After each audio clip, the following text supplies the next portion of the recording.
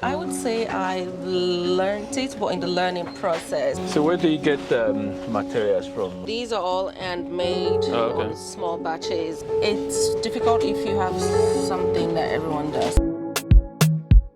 So is there anything from your childhood about maybe you have always been creative from childhood, or you learn it, something like that? I would say I learned it, but in the learning process, I realized what I was capable of doing. Okay. If that makes sense. Like when I was in university, I went to school for child development, and I got a part-time job working at the Gap in San Francisco, and Oh, in America? Yes, okay. yes. Yeah. So at that time, I was temporary. It was just university pocket money. But I would always see the visual team setting up, and I was like, oh, I can do better than that. So one day they were short-staffed. They asked me to help, and they're like, oh, wow, you're good at this. You're better than this. So I joined the team, and from there, I've just been doing visual merchandising, doing displays for retail shops. I worked mostly for the Gap for about 12, 13 years. So, so a little bit of that. Years of experience. Yeah. So when you see those cool creations in the store, there's an entire team behind that. So, yeah. And most of my friends always come to me if they need help, doing something, setting up a display. And I've also dabbled as a stylist. Okay. So, I would say I am creative, but also into fashion, retail. Okay. Yeah. I do have a sense of color. I've been, So where do you get materials from? Like, where do you source your materials from? Mostly Ghana and Nigeria. Ah, Ghana. So, right. Okay. yeah. You're in Nigeria, are you? I am Nigerian. okay. So why do you like market? Like, do you mind me asking? Is there some advantages to market? I don't know if it's the way I was brought up, but I feel reserved. So I feel like the same things I will tell people in person. I don't feel comfortable like Woman interaction. Online. Yes, there we go. And people love to hear the story behind the product. They like to hear, oh, it's handmade. This is where it's sourced. And sometimes I do tell them, oh, this is the history of this fabric. This is what this fabric represents. And they love that. And then with the face-to-face, if they want something customized or if they want it custom, they can. I say, like the standard, the pillow covers, people have different sizes, right, in their homes, and can you make this size? And so, compared to online, I think they feel reserved sending an email. Yeah. Do you mass produce these, or are they all handmade? Oh, these are all handmade on small batches. I'm not at the level yet for mass producing. Oh, okay. Yeah, So, I guess you can say handmade make them unique as well, isn't it? Yeah. And like I said, it also gives room for the customization process. If they need anything. What I do is after each market, I see what is sold and then go remake it to fill. That's what I don't like mass. No. Okay. Because it's a trial and error for some items. A perfect example would be, where is it? So the pouches, sometimes they sell, sometimes they don't. So you cannot imagine producing on a larger scale and then it's not moving. So I'm sitting on a lot of products. So your product, where else do you sell them? You come to market like this, and so that's great. Do you sell them anywhere else? I sell online, although I find market is my best place. And then I have a few shops, a few stockists that do stock my product. All right. So, so you they collect it from you and then they sell in their shops? Yes. Okay. So is that nationwide in UK? No. Right now, it's just local to the area. So in terms of market like this, what was the process of getting a stall? Is it difficult? Is it easy? It's difficult if you have something that everyone does, because I have a few friends that applied and didn't get into the market. So there's an application process. So they try not to duplicate, which is a fair system for everyone if they have 5 people selling the same thing. So, it does depend on the organizer though. Some people do allow duplicates of the same items at the same stores.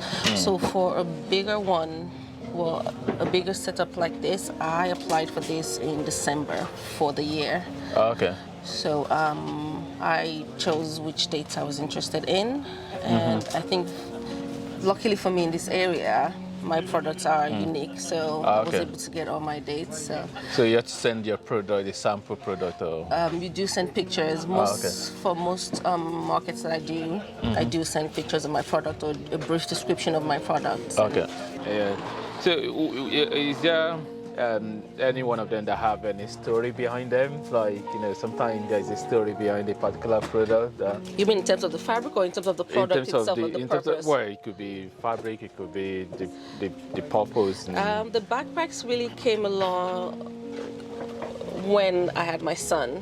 Okay. I needed to be hands-free, and then I became a backpack person. And if you notice, most of the diaper bags are like black or gray. So I just started doing Ankara backpacks, colorful. It's not a diaper bag, but it's spacious and serves a purpose. And we love to travel, so I wanted something versatile. And I think for me, with the products, I do want them to look good, but I do need them to actually use it. It's not just to sit pretty on your shelf, that you're actually using it in your everyday lives. And So how long have you been doing this? Officially, I would say September of 2022, but I started back in 2019. Oh, okay. So we were we were in Newcastle at the time. Okay. And I joined a women's group and enterprise group. Yeah. And we were turning our crafting hobby sessions into how to market, how to trade. Yeah. And then the timing was perfect actually, because then we decided to travel and explore the world. Yeah. So it was okay. Let's turn this into a business that can survive or thrive whichever location we're in. Okay. So, yeah, that's true actually, because I mean, this could be, you could sell this anywhere in the world. yes, Really. So where do you get ideas from? Like, do you I don't know, some people say nature, some people say, maybe they just look around and things like that. I think for me, it's more of purpose. So, and sometimes as well, if it's something that one idea that comes to you that you think, okay, I need this, there will be other people that will need it. Yes. For example, I mean the notebooks. When I did. After I moved to the UK, I was taking classes because I said, okay, maybe I'll become a teaching assistant. And so one day I went home and covered the notebook. Yeah. It wasn't perfect then because obviously I didn't know the proper technique. I just knew it could be done. So, and that's how that happened. Yeah. All right. Have you got any question? How much does it cost to get a booth? Oh, it depends on the market that you are doing. So that's a good question. I've paid £5 for a market. I've paid £300 for a market. Okay. So it's just What's the hardest thing you've made? The hardest thing.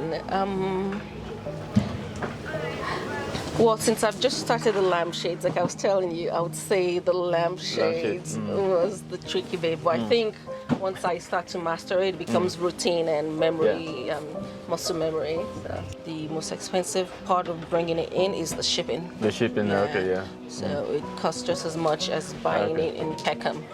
And you do get some unique, authentic designs that you don't see on the market. Yeah. Do you get to have requests for like a custom or like some specific design that you want for? Yes. I do request my designs or say this is just for me. Okay, it makes things unique. Okay. But I mean, obviously, I can't control who goes to the shop and buy it, right? And it's not fair for me to say, hold it for me, don't sell it, because I only buy in small batches to begin with. I see how the customers react to the product. If they like the print, then I can do more of it. That's why there's so many variations of colors. Yeah. Is there any particular period of the year when you sell most? So when we arrived in Gloucestershire, we arrived in September. Obviously, that was towards the holiday season, and I started October, and I thought that went really well.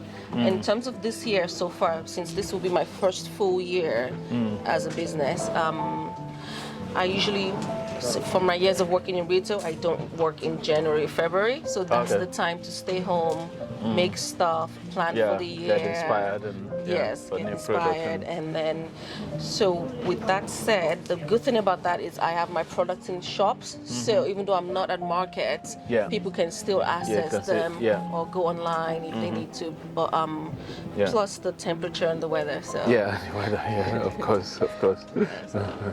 So I started markets in March, and it was a bit slow. April, things picked up, so May has been a good time to start for the year.